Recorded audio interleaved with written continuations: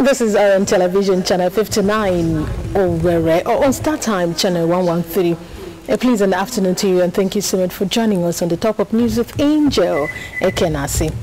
The state governor, Okorocha, has tasked politicians in the state to close ranks irrespective of party differences in order to move the state forward. Governor Okorocha made the statement at the Bakwe Esco Chambers Government House when he received the Joint Transition and Inauguration Committee during a courtesy visit. The governor noted that elections are over and what matters now is laying a solid foundation for a smooth transition of government, which he says should be geared towards development and uplift of the state. He equally advised politicians against heating up the polity and creating unnecessary tension in the state, but to imbibe the spirit of patriotism and service to the people. The governor, who took the time to enumerate some of the achievements of his administration in the last 8 years, urged the incoming administration to do more for the people, especially in the infrastructure sector. The two leaders of the committee, Secretary to the Imo State Government, Engineer Marco Chendo, and a former Secretary to the Imo State Government, Barrister Chris Okewulono, promised to work in harmony to ensure smooth transition and the interest of the state. An elder statesman, Chief Emmanuel Iwanyanwu, has advocated a global measure to tackle road traffic accident. Chief Iwanyanwu, who was speaking at this year's United Nations Road Safety Week, organized by the UN Decade of Action on Road Safety and Injury Prevention in Abuja, said that success in road safety can only be achieved in a mutual collaboration between United Nations, government of various countries of the world.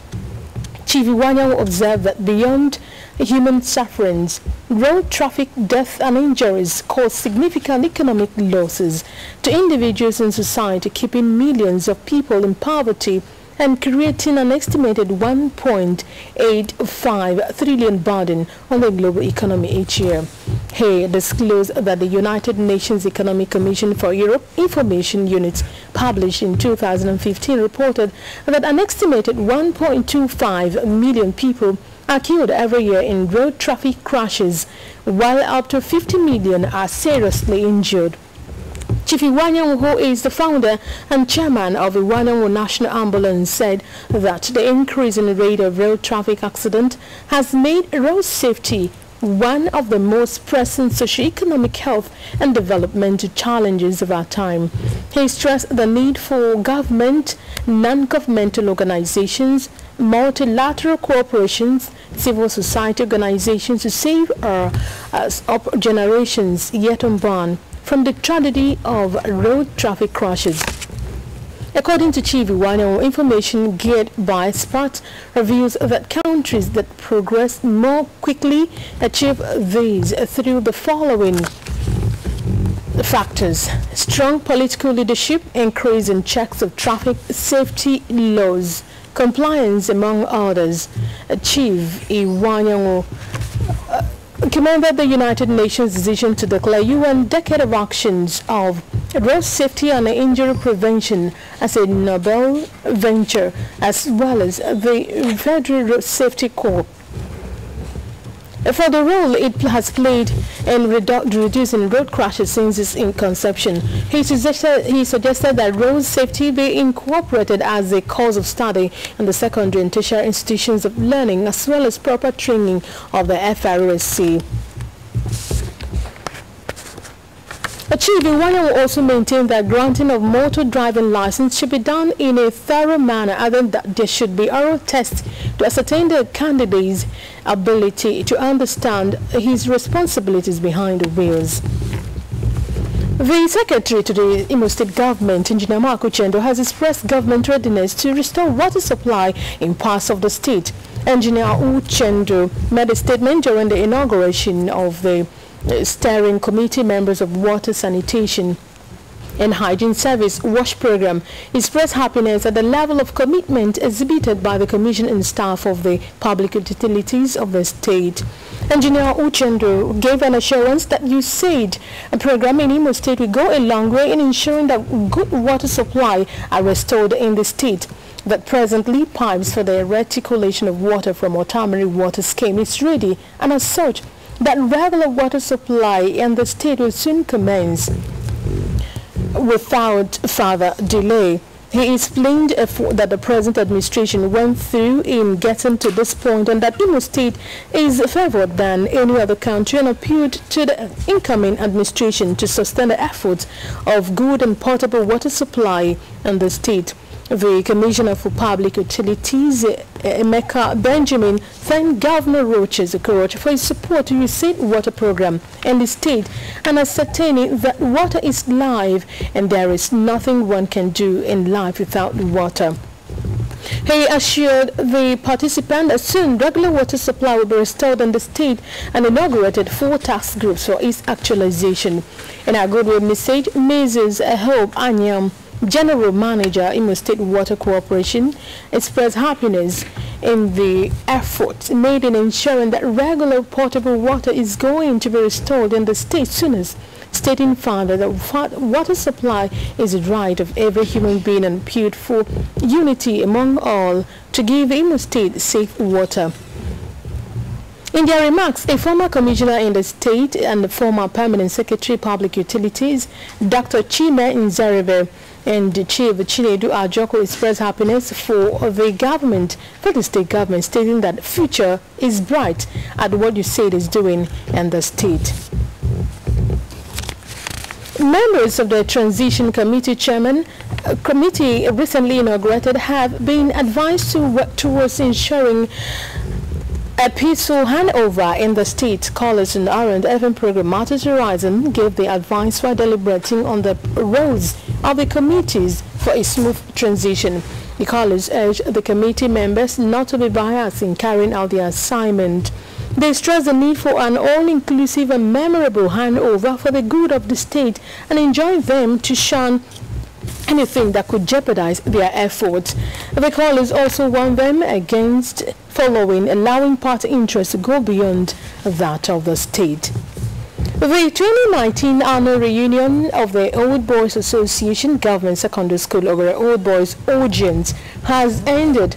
In an address of welcome, the national president of the Old Boys Association, Dr. Joseph Norom, stated that the aim of the association was to enable the old Orients relive their life and experiences while in school, adding that the old boys own it as their responsibility to care for their alma mater in any way they can, while enlisting improvement of water supply, provision of toilet facilities, renovation of dormitories, improvement of electricity supply, conversion of local library to electronic, renovation of science laboratory, the repainting of the face buildings and others as fresh projects initiated by the Old Boys executive.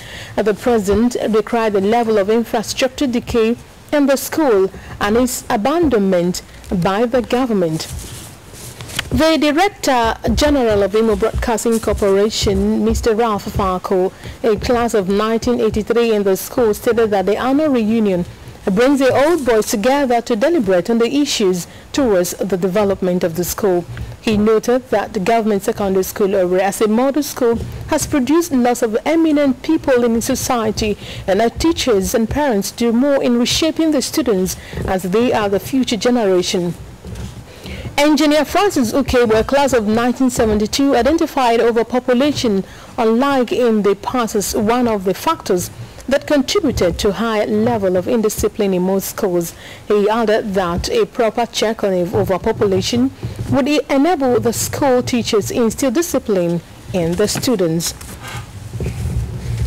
Mr. Donatus Uchebu from Omozugiri in Iselambano local government area is soliciting financial assistance enable him undergo an eye surgery in London, United Kingdom. Mr. Uchebu said that his eye problem, which started in 2017, has taken him to many hospitals for a series of tests which had defied all treatment. According to him, the arteries that supply blood to his right eye are swollen and can only be corrected through surgery. Otherwise, he will go blind in a short while. Mr. Uchebu, who disclosed that he has no money and nobody to assist him, noted that the hospital he was referred to in London charged him 3 million naira as the amount for the operation and treatment. Those wishing to assist Mr. Donatus Uchebu should please contact him on 0806 425 6241 or pay into his EcoBank account 042 102 3766 Uchebu Donatus Chido, or come to the Corporate Affairs Office of the Imo Broadcasting Corporation along Chike Achiku Denwa Avenue near Concord Hotel for details. Two Reuters journalists jailed in Myanmar for their reporting on the Rohingya crisis have been freed. Walloon, 33, and Koso, 29, were released after a presidential amnesty. They spent more than 500 days in prison on the outskirts of Yangon. The journalists had been convicted under the Official Secret Act and sentenced to 7 years in jail last September. Their jailing was seen as an assault on press freedom and raised questions about Myanmar's democracy. As they left the prison, Walloon vowed to continue his reporting and said he was excited to return to work at the International News Agency. Authorities and witnesses said 58 people died in Niger capital Niamey after an overturned tanker truck exploded as crowds collected spilled fuel. The blast on the route near the international airport on Sunday night left the burned truck's wreckage. Motorbikes and debris scattered over the road, while nearby houses were also damaged by fire. The presidency said in a statement that the explosion left 58 dead. According to a local trader, motorbikes, riders and people were all around the truck when it exploded all of a sudden. And that's it on the Top of News at 12. I am Angel. Again, I say thank you so much for watching. Good afternoon.